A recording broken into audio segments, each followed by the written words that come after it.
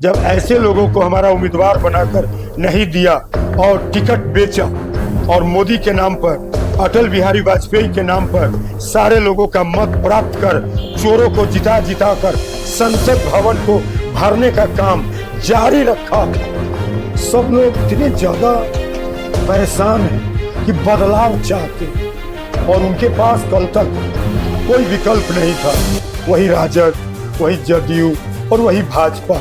लक्ष्मी की कृपा लेकर एक बेटा बिहार का प्रकट हुआ, गांधी के सिद्धांतों को स्वीकार करके उस पर चलता हुआ, जिसका नाम आज सभी जानते हैं, देश विदेश सभी जानते हैं, प्रशांत किशोर।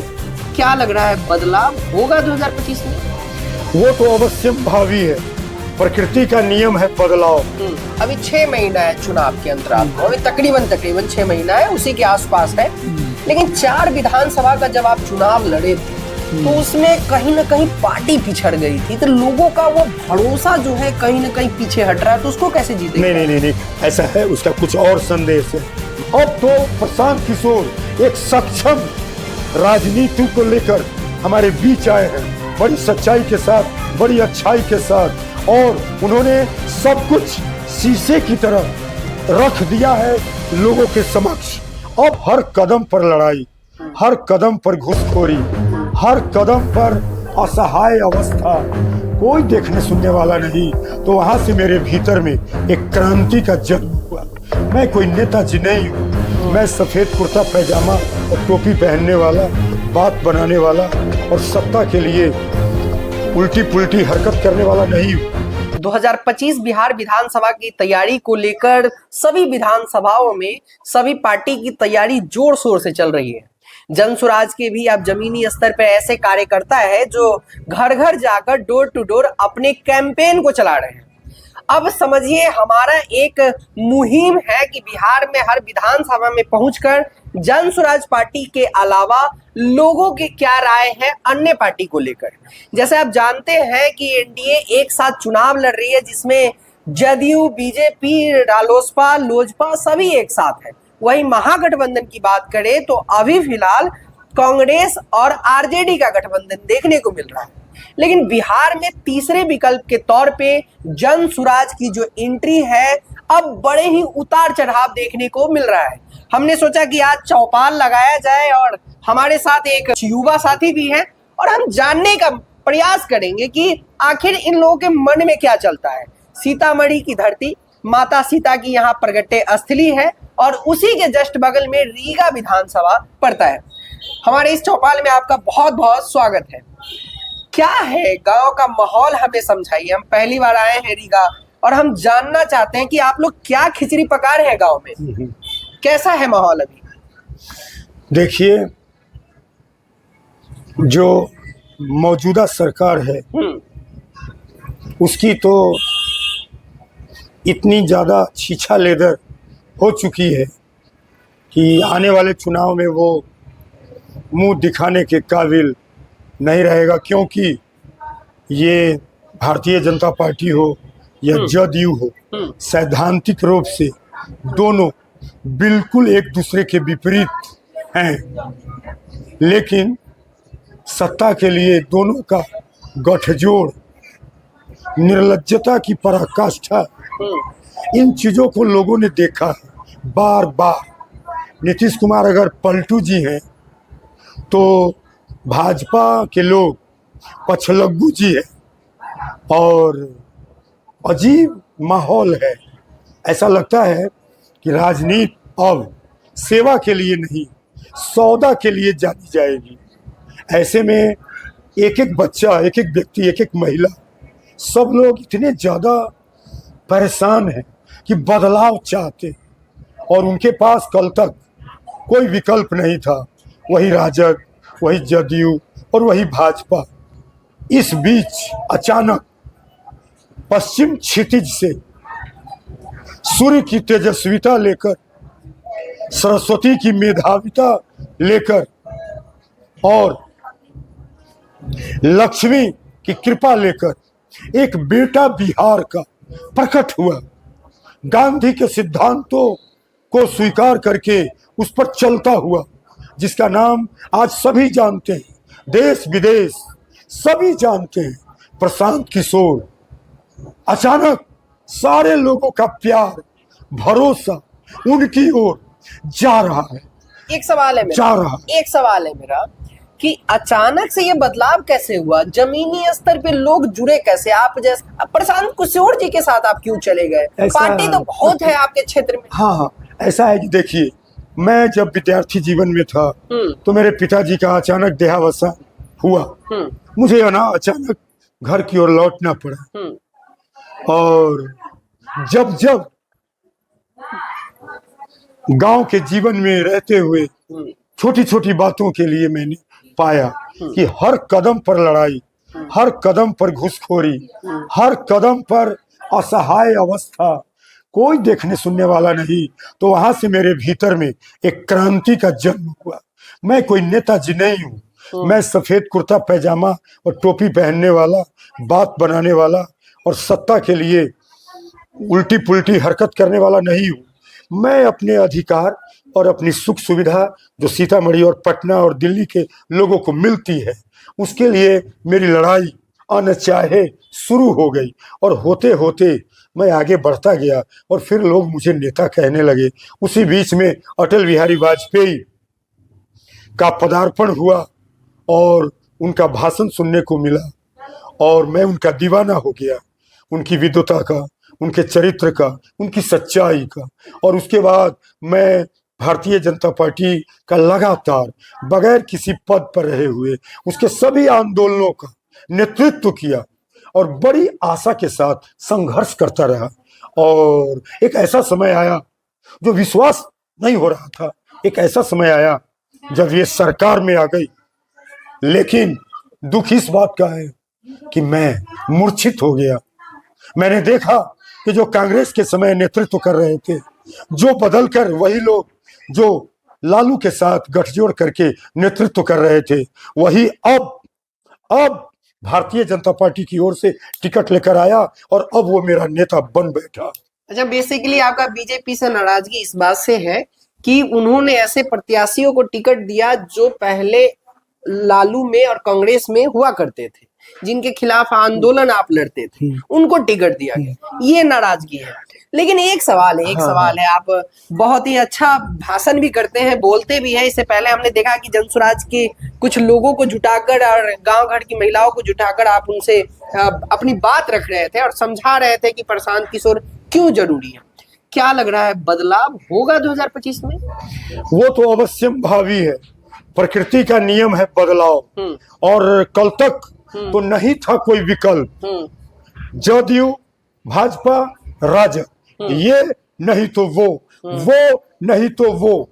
अब तो प्रशांत किशोर एक सक्षम राजनीति को लेकर हमारे बीच आए हैं, बड़ी सच्चाई के साथ, बड़ी अच्छाई के साथ, और उन्होंने सब कुछ शीशे की तरह रख दिया है लोगों के समक्ष। अब तो हमारे पास विकल्प है, अब लोगों को तीसरा विकल्प नजर आ रहा है, इसलिए निस्संदेह बदलाव होगा। अभी 6 महीना है चुनाव के अंतराल को, अभी तकरीबन 6 महीना है, उसी के आसपास है। लेकिन 4 विधानसभा का जब आप चुनाव लड़े थे तो उसमें कहीं ना कहीं पार्टी पिछड़ गई थी, तो लोगों का वो भरोसा जो है कहीं ना कहीं पीछे हट रहा है, तो उसको कैसे जीतेंगे? नहीं, ऐसा है, उसका कुछ और संदेश है।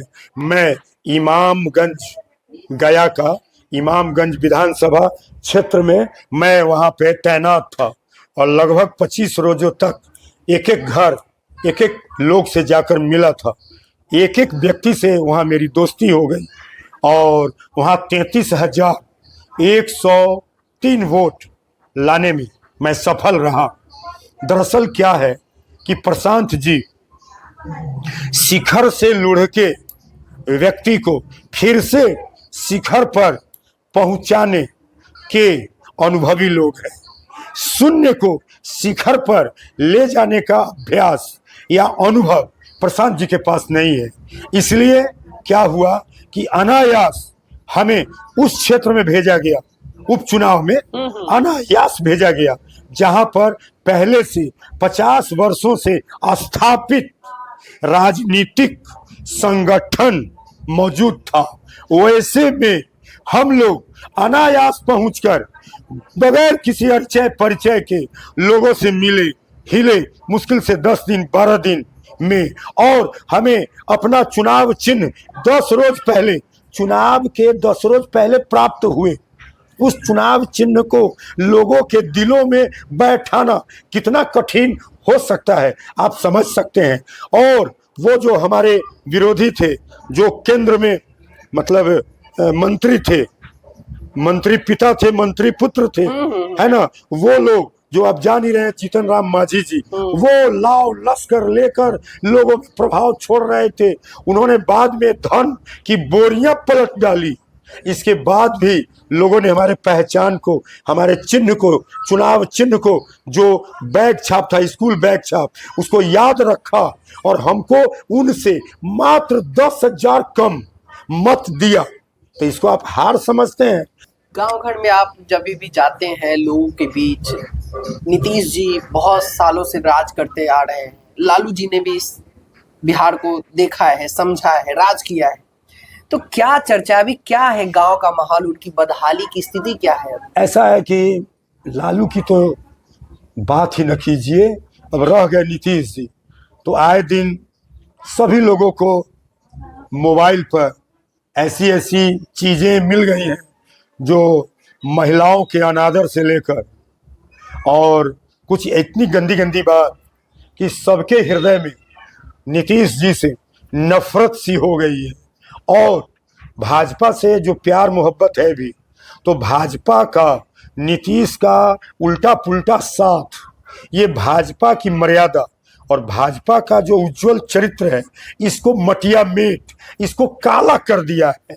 इसलिए बेदाग छवि प्रशांत किशोर की है, वे सारे लोग विवादास्पद हो चुके हैं।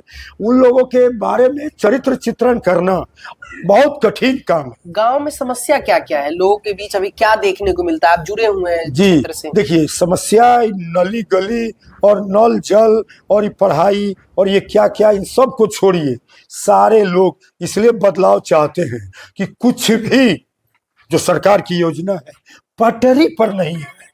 बिहार में क्या लग रहा है, जब स्थानीय स्तर पे चुनाव आता है, लोग हवा बनाते हैं, चैनल पे बनाते हैं, सोशल मीडिया के जरिए बनाते हैं, लेकिन जब जमीनी स्तर की बात करें और आप खास करके ऐसे गांव से जुड़े हुए हैं जहां, तो हमारा ये सीधा सा क्वेश्चन ये है कि क्या लग रहा है क्षेत्र में खास करके किस पार्टी से जनसुराज का सबसे मेन फाइट होने वाला है? किस पार्टी का क्षेत्र गांव की में हमारी लड़ाई सीधा जो सबसे बड़ा गठजोड़ है, हाँ, जो एक दूसरे के विपरीत है मगर सत्ता के लिए एक है, वही जिसे एनडीए, जिसे नीतीश और मोदी गठजोड़ कहते हैं, हमारी लड़ाई उनसे है।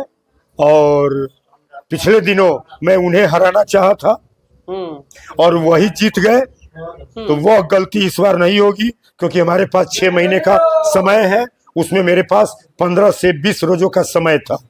इसलिए वह परिणाम इस बार के परिणाम को प्रभावित नहीं करेगा। मेनली कह रहे हैं कि फाइट जो है एनडीए से है, तो आरजेडी महागठबंधन ये सब कहाँ है? वो बहुत पीछे रहेगा। वो इसलिए खड़ा होगा वो संगठन कि भाई खड़ा होना उनकी मजबूरी है, वरना कोई नाम लेने वाला नहीं रह जाएगा। पिछली बार वो सब खत्म हो जाएगा जब सच्चाई की आंधी चलती है और विकल्प होता है। तो अचानक से तेजस्वी का नाम गूंज रहा था, आप कह रहे क्षेत्र में लड़ाई ही नहीं है उनसे।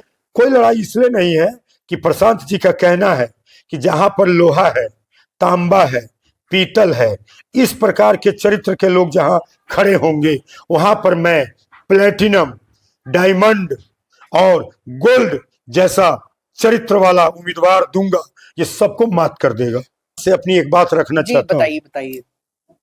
मेरा ये कहना है कि जब भारतीय जनता पार्टी लगातार कई चुनावों तक ऐसे उम्मीदवार देने में अक्षम रही जो भाजपा का हो, जो अपनी जवानी भाजपा को दे दिया हो, जो देश के लिए कितनी क्रांतियां किया हो, जेल गया हो, अपना घर द्वार मटिया मेट कर लिया हो, जब ऐसे लोगों को हमारा उम्मीदवार बनाकर नहीं दिया और टिकट बेचा और मोदी के नाम पर अटल बिहारी वाजपेयी के नाम पर सारे लोगों का मत प्राप्त कर चोरों को जिता जिता कर संसद भवन को भरने का काम जारी रखा, तो मैं 1980 में जुड़ा था, 2014 में मैं भाजपा से कट गया और संसदीय चुनाव में मैं खड़ा हो गया और मेरा एक ही लक्ष्य था, भाजपा के दोहरे चरित्र का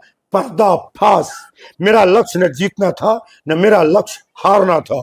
और उसके बाद मैंने अपना लक्ष्य बनाया कि अगर जीते मरते अगर 10 साल और मेरे भीतर जज्बा रह जाती है तो मैं अपना गृह विधानसभा, रीगा विधानसभा को अपना जंगे मैदान बनाऊंगा, अपने लक्ष्य के लिए उसको प्रयोग की स्थली बनाऊंगा और एक रीगा विधानसभा में दिखाऊंगा कि विधायक कहते किसे हैं, राजनीति क्यों की जाए और राजनीति किसे करने का अधिकार, नैतिक अधिकार है। रीगा विधानसभा में विकास भी तो हुआ है, रीगा चीनी मिल खुला है। नहीं, क्या खुलेगा? अभी भी लोगों का पैसा अरबों खरबों में क्या लौटा है और संभावना है क्या लौटेगा? क्या ये चोर नेता इन किसानों को उनका पैसा बिना सूद ब्याज का मूलधन क्या लौटा पा सकते हैं? ये लोग जाते हैं आंदोलन करने और भीतर भीतर इनको मिल जाते हैं पैसे और ये हट जाते हैं, चले जाते हैं और बातें बनाते हैं। इनकी सारी सच्चाई मुझे पता है। प्रशांत जी से मोतिहारी में जाकर मिला और उन्होंने हमारे दिल को जीत लिया। हमको लगा कि ये कोई ईश्वर का अवतार है और मेरी आंखों से आंसू झरझर बह गए और मैं उनके गले लग गया और मेरे को कोई प्रभावित करने नहीं आया, न कोई समझाने आया। मैं स्वयं जाकर उनको कहा कि प्रशांत जी, मेरे को कोई पद नहीं चाहिए। मैं इस बिहार की लड़ाई में अगर एक हवन कुंड है, ये राजनीतिक लड़ाई, तो उसमें इस बिहार के बेटे को एक आहुति की तरह स्वाहा कर दो। मैं स्वाहा होने के लिए आपके पास आया हूं। आप मेरा जैसा इस्तेमाल कर लो, जो आपका लक्ष्य है वो मेरा लक्ष्य है। कमेंट सेक्शन में कमेंट करके जरूर बताइएगा और रीगा विधानसभा से हैं तो इस वीडियो को ज्यादा से ज्यादा शेयर कीजिएगा, हर लोगों तक पहुंचाइएगा और इनकी आवाज। प्रशांत किशोर जी ने मुझे चुनाव प्रभारी का दायित्व दिया है, मैं लड़ाने का काम करूंगा और प्रशांत जी अपने तरीकों से, अपने नीति नियमों से योग्य व्यक्ति को चुनकर देंगे। उसी के पीछे, उसी के साथ हम सब लोगों को चल पड़ना है और उसी पर भरोसा करना है और उसी के द्वारा बिहार में बदलाव लाना है और सुंदर राज बिहार में स्थापित करना है।